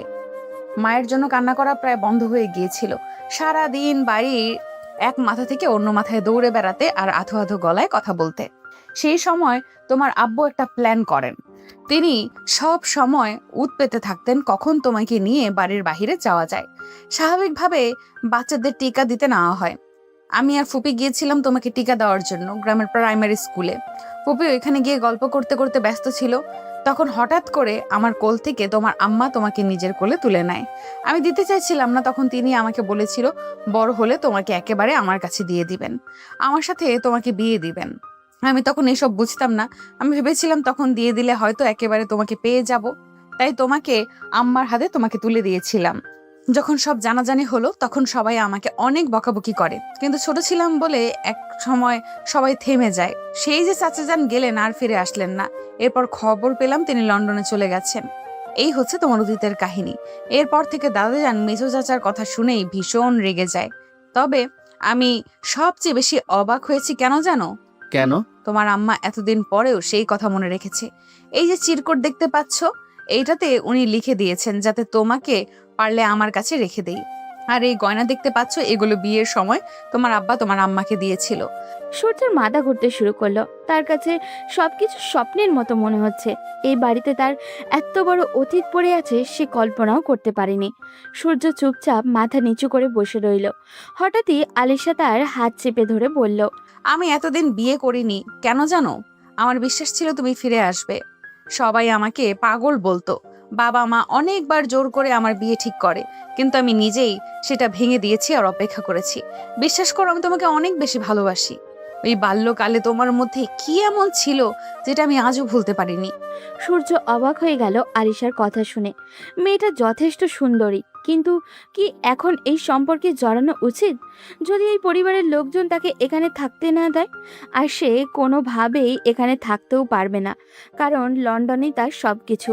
সে আলিশার থেকে নিজের হাতটা ছাড়িয়ে নিতেই আলিশা কান্না করতে শুরু করলো। এটা দেখে সূর্য তাকে সান্ত্বনা দিয়ে বলল, প্লিজ আপনি কান্না করবেন না। আমি আপনার মনের অবস্থাটা বুঝতে পারছি। আমার দিকটাও একটু ভেবে দেখুন। আর এখন আম্মার সাথে কথা বলা খুব জরুরি। আমরা এই ব্যাপারে পরে কথা বলি। আলিশা কিছু না বলে রুম থেকে চলে গেল। সূর্য দ্রুত ফোনটা হাতে নিয়ে নিজের মায়ের নাম্বারে ডায়াল করতে লাগলো। তার মা ফোন রিসিভ করতেই বলে, কি রে বাবা, এখন তো বাংলাদেশে অনেক রাত হওয়ার কথা, এত রাতে না ঘুমিয়ে আমাকে কল করছো কেন? কি হয়েছে? আম্মা, আপনি আমার সাথে এমনটা কেন করলেন? কি বলছো বাবা? আমি আবার তোমার সাথে কি করলাম? আম্মা, আপনি আমার কাছ থেকে এত বড় একটা সত্য লুকালেন কি করে? এই বাড়িতে আমার এত অতীত পড়ে আছে, আপনি সবকিছু আমার দিকে গোপন রেখে চলেছেন এতদিন ধরে। নীলিমা চৌধুরী মুচকি হাসলেন। তিনি জানতেন তার ছেলে সত্যটা জানার পর এই প্রশ্নটাই তার কাছে করবে। তিনি ছেলেকে সান্ত্বনা দিয়ে বললেন, আব্বা, আমি চাইনি তুমি আমার কাছ থেকে সত্যটা জানো। যদি আমার কাছ থেকে সত্যটা জানতে, তাহলে তোমার মনে হয়তো সন্দেহ হতো যে আমি হয়তো নিজের দোষটা গোপন করে তোমাকে কথাগুলো বলছি। আমি চাইছিলাম তুমি একদম জায়গা মতো গিয়ে সত্যটা জানো। কিন্তু এই বিপদের মধ্যে আপনি আমাকে কেন পাঠালেন? এখন আমি কি করব? এই বাড়ির মানুষগুলোকে আমি বড্ড আপন ভেবেছিলাম, কিন্তু তারা আপনাদের সাথে এত খারাপ আচরণ করেছে। এটা বলো না আব্বা, এটা তোমার ভুল ধারণা। যদি তুমি ওনাদের জায়গায় থাকতে, তাহলে তুমিও এরকম আচরণ করতে, কারণ তুমি কখনোই চাইবে না তোমার ছেলে বা মেয়ে খারাপ থাকুক। ওনারাও চাননি আমাকে বিয়ে করে ওনাদের ছেলের জীবন নষ্ট হয়ে যাক। কিন্তু আম্মা। কোনো কিন্তু না বাবা, তুমি নিশ্চয়ই এতক্ষণে বুঝে গেছো আমি চাই আমি আলিশাকে নিজের ছেলের বউ করে আনতে। সত্যিটা আমি সেজন্যই তোমাকে ওখানে গিয়ে জানাতে চেয়েছিলাম, যাতে তুমি নিজের সিদ্ধান্তটা স্বাধীনভাবে নিতে পারো। আমার সামনে দাঁড়িয়ে আমাকে খুশি করার জন্য কিছু করবে না। আমি জানি আমার ছেলে এখন আর ছোট নেই, এখনকার নামকরা ব্যবসায়ী, সে কোটি কোটি টাকার বিজনেস সামলাতে পারছো। তাহলে নিজের জীবন এত গুরুত্বপূর্ণ একটা সিদ্ধান্ত তুমি নিতে পারবে আশা করি। বলে নীলিমা চৌধুরী ফোনটা রেখে দিলেন। তিনি নিজের ছেলেকে এখন চিন্তা করার সময় দিতে চান। ওদিকে সূর্য ফোনটা রেখে বিছানায় গেল। পুরোটা রাত এপাশ ওপাশ করলো, কিন্তু কোনোভাবেই ঘুম এসে চোখে ধরা দিল না। সারাটা রাত জেগে চিন্তা করলো আলিশা আর তার মায়ের বলা কথাগুলো। সে সাথে গিয়ে সে একটা সিদ্ধান্তে উপনীত হলো। আনিশার কান্নামাখা মুখ আর তার মায়ের কথা সে রাখবে। যদি পরিবারের লোকজন রাজি থাকে তাহলে সে আলিশাকে বিয়ে করবে, কিন্তু আলিশা তো তার থেকে বয়সে বড়। আলিশার বাবা মা কি রাজি হবে? এমনিতেই তাকে পছন্দ করে না। এর মধ্যে কি তারা নিজেদের মেয়ের বিয়ে দিতে চাইবে সূর্যের সাথে? ফজরের আজানের সুর কানে আসতেই সূর্য বিছানা থেকে উঠে দাঁড়ালো। মায়ের নিয়মের বেড়া জালে 5 ওয়াক্তের নামাজ পড়তে হতো তাকে। দরজা খুলে বাইরে তাকাতেই দেখতে পেল রহিম প্রতাপ চৌধুরীকে ধরে ধরে মসজিদের দিকে নিয়ে যাচ্ছে। সূর্য সিঁড়ি দিয়ে নেমে পেছনে দাঁড়াতেই প্রতাপ চৌধুরী পিছনে না তাকিয়ে বললেন, কি ব্যাপার সূর্য, এত ভোরে ঘুম থেকে উঠে গেলে কিভাবে, আর এত সকালে কোথায় যাচ্ছ? সূর্য অবাক হলো। প্রতাপ চৌধুরী তাকে না দেখে কিভাবে বুঝলো সে পিছনে দাঁড়িয়ে আছে? সূর্য হাসি মুখে দাদাজানের সামনে গিয়ে বলল, জি, আমিও নামাজে যাওয়ার জন্যই বের হয়েছিলাম। ভেবেছিলাম বাইরে কাউকে পেলে মসজিদ কোথায় সেটা জানবো। প্রতাপ চৌধুরী অবাক হওয়ার ভান করে বললেন, তুমি কি ওখানে নিয়মিত নামাজ পড়ো? জি, আমার আম্মা বলেন নামাজ নাকি মানুষের মনকে প্রশান্ত করে, আর আমিও এটাই ফিল করি। সৃষ্টিকর্তার ডাকে সাড়া দেওয়া আমাদের কর্তব্য। প্রতাপ চৌধুরীর মুখে হাসি ফুটল। তিনি নিজের ছেলে আর নাতনিদেরকে অনেক চেষ্টার পরেও নামাজে নিয়ে আসতে পারেননি। মনে মনে তিনি নীলিমা চৌধুরীর উপরে যে রাগের পাহাড় জমিয়ে রেখেছিলেন সেটাই টোকা দিলেন। মেয়েটা যে তার নাতিকে ভুল পথে পা বাড়াতে দেয়নি এটা বুঝতে পেরে মনে মনে দোয়া করলেন নীলিমার জন্য। এরপর দাদা নাতি মিলে ফজরের নামাজ পড়ে রাস্তায় হাঁটতে বের হলেন। রহিম, প্রতাপ চৌধুরী আর সূর্য গ্রামের রাস্তা দিয়ে হাঁটছে। গ্রামের বাচ্চারা মসজিদে যাচ্ছে পড়ার জন্য। গ্রামের কৃষকরা বের হয়েছে মাঠে যাওয়ার জন্য। প্রতাপ চৌধুরীকে দেখা মাত্রই সবাই এগিয়ে এসে সালাম দিচ্ছে। সূর্য বিষয়টা বেশ উপভোগ করেছে। হঠাৎই সে তার দাদাকে উদ্দেশ্য করে বলল, আপনি এখনো আব্বা আম্মাকে ক্ষমা করতে পারেননি, তাই না দাদাজান? প্রতাপ চৌধুরী থমকে গেলেন। কালকেও সূর্য বলেছিল সে নিজের অতীত সম্পর্কে কিছুই জানে না, তাহলে আজ কিভাবে এই কথা বলতে পারলো? তবে কি তার সাথে মিথ্যা বলল সূর্যা? তুমি আমাকে মিথ্যা বললে কেন সূর্য? তুমি তো কালকেও বলেছিলে তুমি নিজের অতীত সম্পর্কে কিছুই জানো না। আমি মিথ্যা বলিনি দাদাজান, আমি কাল পর্যন্ত নিজের অতীত সম্পর্কে কিছুই জানতাম না, কিন্তু রাতে আলিশা আমাকে সব সত্যি কথা বললেন। ওনার কথা শোনার পর আমি আম্মার কাছে কল করেছিলাম। ভেবেছিলাম এখান থেকে চলে যাব, কিন্তু আম্মা বললেন দোষ নাকি আব্বা আম্মার ছিল। আপনার কোনো দোষ নেই, তাই আপনার কাছে থাকতে আর ওনাদের হয়ে আপনার কাছে ক্ষমা চাইতে। প্রতাপ চৌধুরী ভীষণ অবাক হলেন। এক রাতের মধ্যে তার জীবনের যেন পরিবর্তন হয়ে যাচ্ছে। বৃদ্ধ মানুষটার চোখে জল টলমল করতে লাগলো। তিনি সূর্যকে জড়িয়ে ধরার চেষ্টা করে বললেন, তোমার আম্মা কল দিলে বলবে প্রতাপ চৌধুরীর আগের সেই প্রভাব আর নেই, বয়সের বারে নুয়ে পড়েছে। যদি প্রতিশোধ নেবার হয় তাহলে চলে আসতে। দাদাজান, এমনভাবে বলবেন না। আমি এখানে আসার পর বিশ্বাস করবেন না কতটা শান্তি পেয়েছি। আমার নিজেকে অনেক ভাগ্যবান মনে হচ্ছে আমার এত বড় একটা পরিবার আছে এটা দেখে। প্রতাপ চৌধুরী আর কিছু বললেন না, হাঁটতে লাগলেন। বাসায় এসে দেখলেন আয়শা চৌধুরী নাস্তা তৈরি করতে ফেলেছেন। সূর্যকে এত সকালে দেখে তিনিও বেশ অবাক হলেন। দুজন একসাথে নাস্তা করে গল্প করতে লাগলেন। সূর্যের সাথে যতক্ষণ কথা বলেছিলেন প্রতাপ চৌধুরীর বুক ফেটে কান্না আসছিল, কারণ সূর্য হুবাহু নিজের বাবার মতো হয়েছে। সূর্যের মধ্যেই তিনি তার মৃত সন্তানকে খুঁজে পাচ্ছিলেন। সকাল 9টা বাজতে না বাজতেই পরিবারের সবাই উঠে গেল, যে যার কাজে বেরিয়েও পড়ল। সূর্যের 2 চাচা আর বড় চাচাতো ভাই সিয়াম বেরিয়ে যাওয়ার সময় প্রতাপ চৌধুরীর সাথে সূর্যকে বসে থাকতে দেখে বেশ রেগে গেল মনে হয়। আলিশাও সূর্যকে দেখে ইগনোর করে বেরিয়ে গেল হসপিটালের উদ্দেশ্যে। আজ নিহার কলেজ ছুটি, তাই সে বাসায় আছে। গুলশান চৌধুরী নিহাকে ফোনে ব্যস্ত দেখে ধমকের সুরে বললেন, সারাদিন এই ফোনের পেছনে না ঘুরে ছেলেটাকে নিয়ে তো একটু গ্রামটা ঘুরে দেখাতে পারিস। কত দূর থেকে এসেছে, কদিনই বা থাকবে, নিজের মাটিটা দেখাবে না ছেলেটা? এই প্রথম গুলশান চৌধুরীর ধমকে মন খারাপের চেয়ে বেশি খুশি হলো আলিশা, কারণ যে সূর্যের সাথে কথা বলার সুযোগ খুঁজছিল। সূর্য নিজে খুশি হলো, কারণ সেও গ্রামটা আরো ভালো করে দেখতে চাইছিল। এরপর তারা দুইজন বেরিয়ে গেল গ্রামে ঘোরার জন্য। বেশ অনেকক্ষণ নিহার সাথে পুরো গ্রাম ঘুরে দেখলো সূর্য। দেখতে দেখতে কেটে গেছে 5 দিন। আজ শুক্রবার। এই 5 দিনে আলিশার সাথে সূর্যের টুকটাক কথা হয়েছে বইকি। সূর্য আস্তে আস্তে আলিশাকে মানিয়ে নিচ্ছে। এটা দেখে আলিশা ভীষণ খুশি ছিল।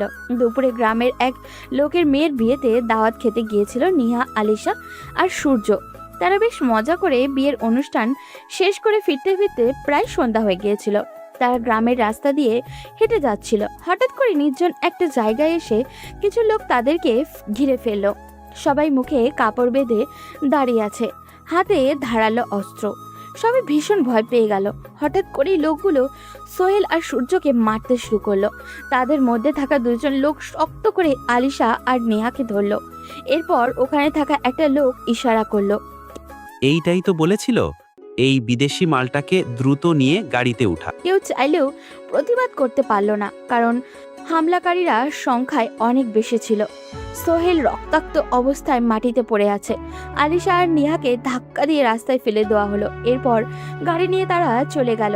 আলিশা কান্না করতে শুরু করলো। নিহা গিয়ে সোহেলকে ধরলো। অনেক কষ্টে তারা সোহেলকে নিয়ে বাড়ি ফিরল। বাড়ি আসতেই প্রতাপ চৌধুরী বসার ঘর থেকে উঠে দাঁড়ালেন।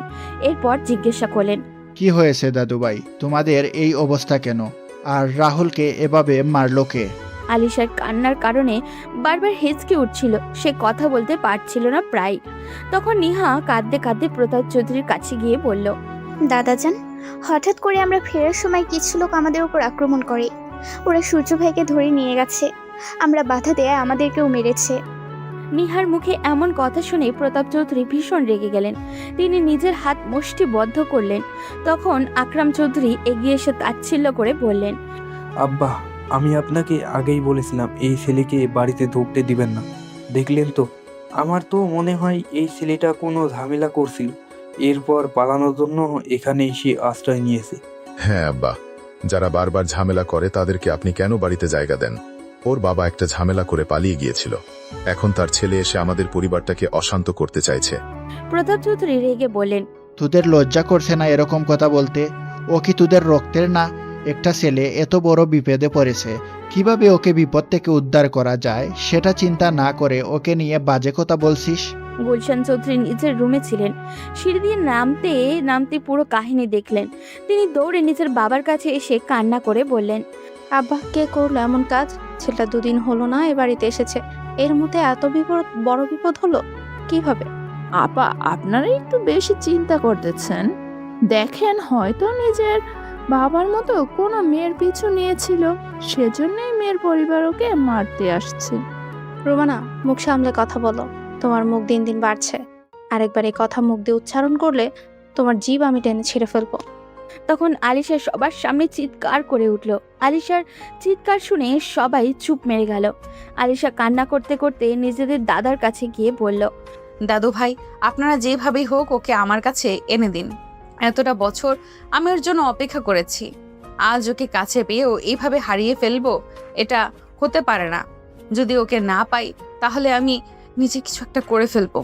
তুমি শান্ত হও দিদিভাই, আমি এখনই খোঁজ নিচ্ছি। রহিম, তুই যা, গ্রামের কয়েকজন লোককে পাঠা ওকে খোঁজার জন্য। রহিম দ্রুত বাড়ির বাইরে এসে গ্রামের কিছু লোক জড়ো করে খুঁজতে বের হলো। আকরাম চৌধুরী, আফতাব চৌধুরী আর সিয়াম ও সূর্যকে খোঁজার নাটক করতে লাগলো। কিন্তু পুরো রাত খুঁজেও সূর্যের কোনো সন্ধান পাওয়া গেল না। ওদিকে সূর্যের মা অনবরত নিজের সন্তানকে কল করে যাচ্ছেন, কিন্তু সূর্য কল ধরছেন না। তিনি ভীষণ চিন্তায় পড়ে গেলেন। রাহাত একটু আগেও বলেছিল তারা সবাই বাংলাদেশে যাচ্ছে, এখন হয়তো তারা ফ্লাইটে আছে, তাই রাহাতও কল ধরছে না। তিনি একা একা বাসায় চিন্তায় অস্থির হয়ে পড়লেন। পরদিন সকাল হতেই রাহাত এবং বাকি লোকেরা বাংলাদেশে নামলো। রাহাত নেমে সূর্যকে কল করতে লাগলো, কিন্তু সূর্যের ফোন বন্ধ। হঠাৎ করেই এভাবে ফোন বন্ধ কেন, এটা ভেবে সে চিন্তায় পড়ে গেল। দুপুর গড়িয়ে বিকেল হলো। কোরিয়ান সেই কোম্পানির লোকজন দেশে নেমেছে বিকাল 3টার দিকে। তারাও সূর্যের সাথে যোগাযোগ চেষ্টা চালিয়ে যাচ্ছে, কিন্তু সূর্যকে পাওয়া যাচ্ছে না। সেজন্য রাহাত বাধ্য হয়েই সূর্যের মাকে কল করলো। নীলিমা চৌধুরী ফোন ধরতেই বললেন, রাহাত বাবা, আমার সূর্য কল ধরছে না কেন? ওর ফোন বন্ধ কেন বাবা? ম্যাডাম, আমি তো সেটা জানার জন্যই আপনাকে কল করছি। আমি আজকে সকালেই বাংলাদেশে নামলাম। প্রথমে ভাবলাম স্যার ব্যস্ত, তাই কল ধরতে পারছেন না, কিন্তু সারাদিন পেরিয়ে বিকেল হতে চলেছে, এখনো স্যার ফোন ধরছেন না। কালকে রাতেও তো স্যারের সাথে আমার কথা হলো। নীলিমা চৌধুরীর এবার কান্না করে দিলেন। তাহলে কি তার সাথে ছেলের সাথে খারাপ কিছু হয়েছে? তিনি কান্না করতে করতে রাহাতকে বললেন, বাবা তুমি হাত গুটিয়ে বসে থেকো না, আদিলকে নিয়ে দ্রুত আমি একটা ঠিকানা দিচ্ছি, ওখানে যাও, গিয়ে দেখো ওকে পাও কিনা। আচ্ছা ম্যাডাম, আপনি চিন্তা করবেন না, আমি আদিল স্যারকে নিয়ে এখনই বের হচ্ছি। আপনি চিন্তা করবেন না, আপনার প্রেশার আছে, ভুলে যাবেন না। না বাবা, তুমি দ্রুত আদিলকে বলো আমার জন্য একটা টিকিটের ব্যবস্থা করতে, আমি দেশে আসতে চাই। ম্যাডাম এত অস্থির হবেন না, আমরা আগে গিয়ে দেখি, যদি স্যারকে না পাই তাহলে আপনারা এখানে আসার ব্যবস্থা করব। আপাতত আপনি বিশ্রাম নিন। নীলিমা চৌধুরী শান্ত হতে পারলেন না। ওদিকে রাহাত আদিল আর সূর্যের কিছু গার্ডকে নিয়ে বেরিয়ে বলল নীলিমা চৌধুরীর দেওয়া ঠিকানা অনুযায়ী বাকিদেরকেও হোটেলে থাকতে বলল। এখনও সূর্যের নিখোঁজ হওয়ার ব্যাপারটা ওই কোরিয়ান কোম্পানির লোকেদের জানানো হয়নি। মাঝে একদিন আছে, এরপরেই তাদের সাথে মিটিং। ওদিকে চৌধুরী বাড়িতে সবার থমথমে অবস্থা, কেউ খাবার মুখে তুলছে না। রাত তখন 9টার কাছাকাছি। রহিম এসে জানালো বাইরে বেশ কয়েকজন লোক প্রতাপ চৌধুরীর সাথে দেখা করার জন্য আসছে। প্রতাপ চৌধুরী দ্রুত তাদেরকে ভেতরে আনার কথা বললেন, কিন্তু ভিতরে আসার পর কেউ তাদের চিনতে পারল না। তখন রাহাত এগিয়ে গিয়ে প্রতাপ চৌধুরীকে বলল, স্যার, আমাদেরকে আপনারা চিনবেন না, আমরা সূর্য স্যারের অফিসের কাজ করি। ওনাকে গতকাল থেকে আমরা অনেকভাবে কন্ট্যাক্ট করার ট্রাই করছি, কিন্তু কোনোভাবে পারছি না। এরপর ওনার আম্মু আমাদেরকে এই ঠিকানা দিলেন। উনি কোথায়? চৌধুরীর বাড়ির সবাই বেশ অবাক হলে সূর্য বলেছিল সে একটা রেস্টুরেন্টের ওয়েটার, কিন্তু এই লোকগুলো বলছে সূর্য তাদের বস। এটা কিভাবে সম্ভব? তখন প্রতাপ চৌধুরী মাথা নিচু করে বললেন, ওকে 2 দিন ধরে খুঁজে পাওয়া যাচ্ছে না। 2 দিন আগে কিছু লোক ওর উপর আক্রমণ করে তুলে নিয়ে যায়, এরপর থেকে আর কোনো খোঁজ পাওয়া যাচ্ছে না। এই কথা শুনে রাহাত আর আদিলের মাথার আকাশ ভেঙে পড়ল। আদিল দ্রুত এগিয়ে এসে বলল, আপনারা কি বলছেন এসব? মাথা ঠিক আছে? যদি ওর কিছু হয়ে যায় তাহলে আপনাদের কাউকে আমি ছাড়ব না। 2 দিন হয়ে গেছে ওকে আপনারা খুঁজে পাচ্ছেন না। আপনারা কি পুলিশের সাথে যোগাযোগ করেছেন? গ্রামে পুলিশের দরকার পড়ে না, হয়তো আমাদের পরিবারের সাথে শত্রুতার কারণে কেউ ওকে আটকে রেখেছে। আমরা খোঁজ লাগিয়েছি, খুব দ্রুত খুঁজে পাবো। ও মাই গড, আপনারা কি করছেন? আপনারা জানেন উনি কে? উনি সাধারণ কোনো মানুষ না যে ওনার শত্রু থাকবে না। উনি লন্ডনের আইএসপি ইন্ডাস্ট্রির একমাত্র মালিক। কত হাজার হাজার শত্রু ওনার চারিদিকে ছড়িয়ে আছে, আপনারা জানেন? উনি হারিয়ে গেছেন, আপনারা পুলিশকে জানাবেন না? কি বলছেন? আপনি আমার নাতি, এত বড় কোম্পানির মালিক? আদিলের ভীষণ রাগ হলো। সে ছোটবেলা থেকেই সূর্যের সাথে বড় হয়েছে। 2 বন্ধু মিলে এই কোম্পানি এত দূর নিয়ে এসেছে। আদিলের মা নেই, সূর্যের মাকেই সে নিজের মা ভাবে। সূর্যকে তার বন্ধুর থেকে বেশি ভাই মনে হয়। সেই ভাইকে সে হারিয়ে ফেলেছে। এর মধ্যে এই পরিবারের লোকজন আজেবাজে কথাও বলছে। আদিল তখন রেগে বলল, আপনাদের কি মনে হয় আমরা এখানে ঘুরতে এসেছি? দ্রুত চলুন, পুলিশের সাথে যোগাযোগ করতে হবে। রাহাত, দ্রুত তুমি এই এলাকার পুলিশ কমিশনারের সাথে যোগাযোগ করে সূর্যের ফোনের লোকেশন ট্র্যাক করার চেষ্টা করো। কিন্তু স্যার, সেটা কিভাবে সম্ভব? সূর্য স্যারের ফোন তো বন্ধ। রাহাত, তুমিও কি এনাদের মতো পাগল হলে? সূর্যের ফোনের লাস্ট লোকেশন কোথায় সেটা বের করো। ওই অপরাধী তো আর ওকে তোলার সময় ফোন বন্ধ করে দেয়নি। দ্রুত কাজ করো। সূর্যের জন্য এত মানুষের ব্যস্ততা দেখে চৌধুরী পরিবারের সবাই হতভম্ব হলো। রাহাত পুলিশ কমিশনারের সাথে যোগাযোগ করলো। সময় গড়িয়ে চলেছে। রাত তখন 2টা। চৌধুরী পরিবারের সবাই একসাথে পুলিশের গাড়িতে করে যাচ্ছে, কারণ একটু আগে ইনফরমেশন পাওয়া গেছে গ্রামের একদম শেষ সীমান্তে সূর্যের ফোনের লোকেশন ট্র্যাক করা হয়েছে। পুলিশ লোকেশন ধরে ওই জায়গায় পৌঁছালো। গ্রামের নদীর কাছাকাছি একটি ছোট্ট ঘর। ওই ঘরটায় সূর্যের ফোনের লাস্ট বার অন হয়েছিল। সেজন্য পুলিশ ওই ঘর চারপাশ থেকে ঘেরাও করলো। ভিতরে মৃদু আলোও জ্বলছে।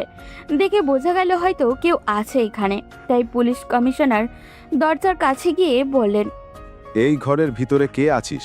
তাড়াতাড়ি বেরিয়ে আয়। তোদেরকে চারিদিক থেকে ঘিরে ফেলা হয়েছে। যদি নিজেদের জীবন বাঁচাতে চাস, বাইরে বেরিয়ে আয়। কিন্তু ভেতর থেকে কোনো সাড়া পাওয়া গেল না। পুলিশ তখন ভেতরে ঢুকলো। হঠাৎ করেই কয়েকজন কনস্টেবলের উপরে হামলা চালালো ভিতরে থাকা লোকগুলো। মুহূর্তের মধ্যেই বিশাল পুলিশ বাহিনী ওদের সবাইকে ধরতে সক্ষম হলো, কিন্তু সূর্যের অবস্থা খুবই ভয়ানক। 2 দিন ধরে তাকে বেঁধে বেধড়ক পেটানো হয়েছে, শরীরের বিভিন্ন জায়গায় কাটা। সূর্যের জ্ঞান নেই, তাই সবাই মিলে দ্রুত সূর্যকে নিয়ে হসপিটালে আসলো। আলিশা নিজে সূর্যের সব চিকিৎসার দায়িত্ব নিল। ওদিকে পুলিশ অপরাধীদেরকে জিজ্ঞাসাবাদ শুরু করেছে। পুরো রাত এই আতঙ্কের মধ্যে কাটালো সবাই। পরদিন সকাল হতেই সূর্যের জ্ঞান ফিরল। চোখ মেলে তাকাতেই আলিশাকে নিজের পাশে বসে থাকতে দেখলো। সূর্য একটু নড়েছে দেখে আলিশা সূর্যের কাছে গিয়ে বলল, সূর্য, সূর্য, তুমি আমার কথা শুনতে পাচ্ছ? জি, আমাকে এখানে কে নিয়ে আসলো? আমরা সবাই তোমাকে এখানে নিয়ে এসেছি। গতকালই তোমাকে উদ্ধার করা হয়েছে। এখন বেশি কথা বলো না, চুপচাপ শুয়ে থাকো।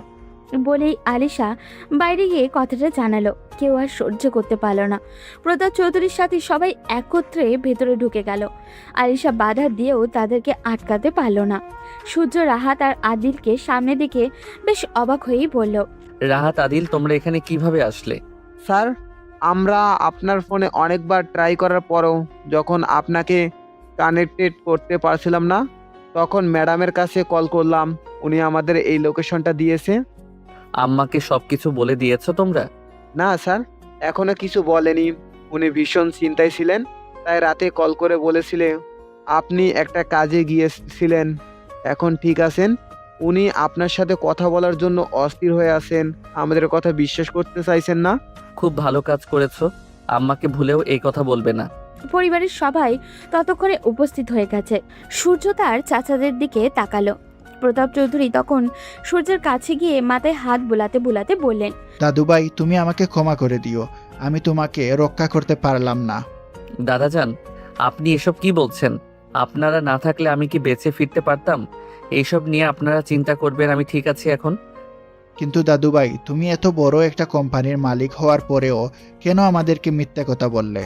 সূর্য মুচকি হাসলো। এরপর সবার দিকে তাকিয়ে বলল, আম্মা আসার সময় এই বুদ্ধি শিখিয়ে দিয়েছিলেন। উনি বলেছিলেন যদি আপনারা স্বাভাবিকভাবে আমাকে মেনে নেন তাহলে পরে নিজের পরিচয় বলতে। কারণ ওনার ধারণা ছিল আমি যদি প্রথমেই নিজের পরিচয় বলে দিতাম তাহলে হয়তো আপনারা মন থেকে আমাকে আপন করে নিতেন না। আমার অবস্থান দেখে আমাকে কাছে টেনে নিতেন। কিন্তু আম্মা চাইছিলেন আপনারা যেন আমাকে মন থেকে আপন করে নেন, আর আমি এটাতে সফল হয়েছি। প্রতাপ চৌধুরী নিজের পুত্রবধূর এমন বুদ্ধিমত্তা দেখে মুগ্ধ হলেন। তিনি সূর্যের মাথায় হাত বুলাতে বুলাতে বললেন, দাদুভাই, আমার একটা কথা রাখবে? এমন করে বলছেন কেন দাদাজান? আমাকে কি করতে হবে আপনি অর্ডার করুন। তুমি তোমার আম্মুকে কল করে এখানে আসার কথা বলো, না হলে আমাকে ফোন ধরিয়ে দাও। আমি তোমার আম্মুকে এখানে আসার কথা বলি। আমার আজ নিজের প্রতি ভীষণ ঘৃণা হচ্ছে। সূর্য ভীষণ খুশি হলো। অবশেষে হয়তো দাদু তার মাকে ক্ষমা করে দিয়েছেন। সূর্য দ্রুত তার মাকে কল করে সব বলল। নীলিমা চৌধুরী এই কথা শুনে হাও মা করে কাঁদতে লাগলেন। আদিল দ্রুত নীলিমা চৌধুরী দেশে আসার ব্যবস্থা করলো। বিকেলের মধ্যেই সূর্যকে বাসায় নিয়ে যাওয়া হলো, কারণ আলিশা বাসায় থাকবে, সে সূর্যর যত্ন নিতে পারবে। বিকেলে যখনই সবাই একসাথে বসেছিল তখন পুলিশ আসলো প্রতাপ চৌধুরীর সাথে দেখা করতে। সূর্য সোফার উপরে হেলান দিয়ে বসেছিল। পুলিশ অফিসারকে দেখে তার বুঝতে বাকি রইল না এনারা কেন এখানে এসেছেন। পুলিশ অফিসার সূর্যের দাদুকে বললেন, আপনার নাতিকে কারা অপহরণ করে খুন করার চেষ্টা করেছিল সেই ব্যাপারে আমরা ইনফরমেশন পেয়ে গেছি। কার এত বড় সাহস আমার নাতিকে মারতে চায়? আপনারা তাদের ধরেননি এখনো? অপরাধীদের ধরার জন্যই এসেছি। সূর্য তখন পুলিশ অফিসারকে দিকে তাকিয়ে বলল, অফিসার প্লিজ, আপনার কাছে একটা রিকোয়েস্ট করছি। এটা আমাদের পারিবারিক বিষয়। আমি চাই না এই ব্যাপারে আপনারা কোনো হস্তক্ষেপ করুন। আপনারা আমাকে খুঁজে পেতে ভীষণ সহযোগিতা করেছেন, এর জন্য আমরা কৃতজ্ঞ। কিন্তু এই ব্যাপারটা নিয়ে আর সামনে এগোনোর কোনো প্রয়োজন নেই। কি বলছেন? আপনার মতো এত বড় একজন বিজনেসম্যানকে খুন করার চেষ্টা করেছে, তাদের শাস্তি হওয়া দরকার। ওরা যদি আবার আপনার ক্ষতি করতে চায়? আমার বিশ্বাস ওনারা এই কাজ আর করবেন না। মানুষ নিজের রক্তের সাথে কখনোই বেইমানি করতে পারে না, ওনারাও করবেন না। এটা ওনাদের লোভের কারণে হয়েছে। আপনারা প্লিজ এখন চলে গেলেই আমরা খুশি হব। আপনাদের যেমন ইচ্ছা, তবে কোনো প্রয়োজন হলে আমাদেরকে জানাবেন। প্রতাপ চৌধুরী এতক্ষণ চুপ করেছিলেন। তার বোধগম্য হয়ে গেছে কারা এই কাজ করেছে। তিনি নিজের দুই ছেলের দিকে তাকালেন। তারা মাথা নিচু করে দাঁড়িয়ে আছে। সূর্যের এমন মহানুভবতা দেখে সূর্যের বড় চাচা অর্থাৎ আকরাম চৌধুরী এসে সূর্যের হাত চেপে ধরে বললেন, বাবা তুমি আমাদেরকে ক্ষমা করে দাও, আমরা বুঝতে পারিনি, লোভে পড়ে এই কাজ করে ফেলেছিলাম, দয়া করে আমাদেরকে ক্ষমা করে দাও। হে বাবা, আমরা ভেবেছিলাম হয়তো তুমি সম্পত্তির ভাগ নেওয়ার জন্য এখানে এসেছ, তাই এমন জঘন্য কাজ করেছি, আমাদের ক্ষমা করো। প্রতাপ চৌধুরী তখন তার দুই ছেলের দিকে তাকিয়ে বললেন, তোদের লজ্জা করছে না? নিজের আপনজনকে খুন করার মতো জঘন্য চিন্তা তোদের মাথায় আসলো কি করে? তোদের দুইজনকে আজকের পর থেকে আমার বাড়িতে আর দেখতে চাই না আমি।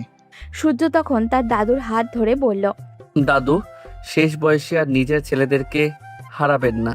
ওনারা ভুল করেছেন, কিন্তু দেখেন ওনারা নিজেদের ভুল বুঝতে পেরেছেন। আমি চাই না এই পরিবারটা আবার ভেঙে যাক। দয়া করে ওনাদেরকে ক্ষমা করে দেন। প্রতাপ চৌধুরী নিজের নাতির মাথায় হাত বুলিয়ে দিয়ে বললেন, তোদের লজ্জা হওয়া দরকার। এই বাচ্চা ছেলেটা বুঝতে পারছে পরিবার কতটা গুরুত্বপূর্ণ, কিন্তু তোরা বুড়ো হয়েছিস, এখনো বুঝিসনি? আলিশা ততক্ষণে পাশে দাঁড়িয়েছিল। নিজের বাবার এই রকম কাজে সে ভীষণই লজ্জিত। প্রতাপ চৌধুরী তাকে দাঁড়িয়ে থাকতে দেখে ইশারায় সূর্যের পাশে বসতে বললেন। আলিশা বসতেই তিনি সূর্যের হাত আলিশার হাতের উপরে দিয়ে বলল, নেও দিদিভাই, আজ তোমার সম্পদ তোমায় ফিরিয়ে দিলাম। পারবে তো আমার দাদুভাইকে আগলে রাখতে? আলিশা বেশ লজ্জা পেল। বাড়ির সবার মুখে হাসি। রাহাত আর আদিলও সূর্যকে এত খুশি দেখে নিজেরাও বেশ খুশি হলো। রাহাত নিজের ফোনটা হাতে নিয়ে বলল, আপনার মাইন্ড না করলে সবার একসাথে একটা পিকচার হয়ে যাক। সবাই হাসি মুখে একসাথে দাঁড়ালো। রাহাত সবার ছবি তুলল। আদিল তখন বেশ জোরেই বলল, বাজনা শুরু কর, ম্যাডাম আসছে, বন্ধুর বউকে নিয়ে একেবারে ফিরবো। হ্যাঁ স্যার, আসলাম মিটিংয়ের জন্য, কিন্তু এসে কফিলের বিয়ে খেয়ে যাচ্ছি। বিয়েতে কিন্তু সান্ডার বিরিয়ানি মাস্ট লাগছে। রাহাতের কথায় সবাই একত্রিত হেসে উঠল। আমাদের জীবনে পরিবার এমনই, এখানে হাসি কান্না আবেগ সব মিলিয়ে মিশে একাকার হয়ে যায়। শত ঝগড়া মারামারির পরেও দিন শেষে যেখানে মানসিক শান্তি পাওয়া যায়, সেটাই তো আমাদের পরিবার। ভালো থাকুক আমাদের সবার পরিবারের প্রতিটি সদস্য।